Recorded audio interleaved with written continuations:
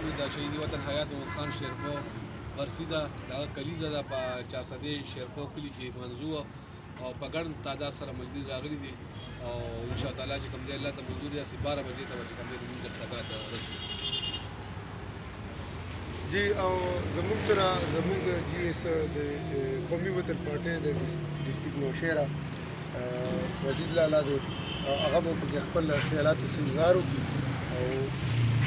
جی وایي السلام علیکم ان شاء الله څنګه چې نور کله د نوښار نه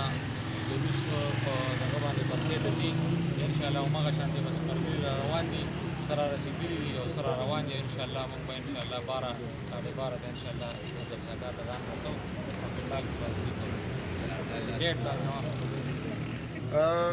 دا خبرې تاسو ته وکړي د قومي وطن پارټۍ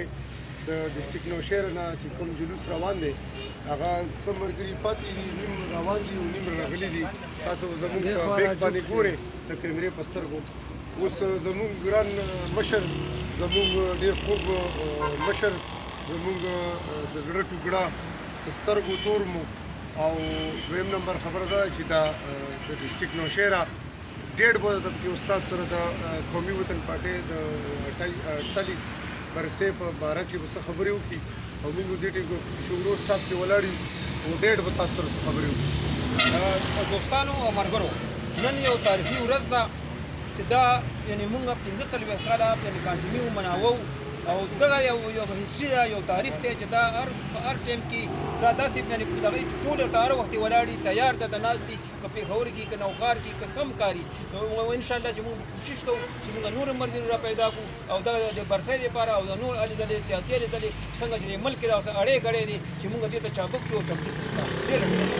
دوستانو زمونږ بل ملګری سیکشن نوښار چې کوم دی او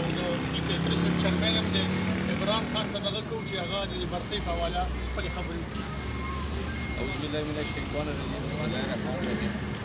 نن ډېره تاریخي ورځ ده چې د حیات محمد خان شیرپو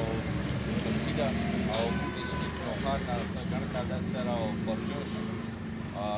او موټیویټ روان یو انشاءالله موږ به 12-1 بجو ته چې دی په جلسه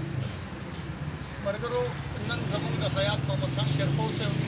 48مه برسي ده موږ به د ډسټریکټ چیرمین د وزیر رحمان په قیادت کې او د جنرال سیکرټري واجد خان په قیادت کې 400 شیرپو جلسهګاه ته ځان رسو خو موږ دلته د پېښور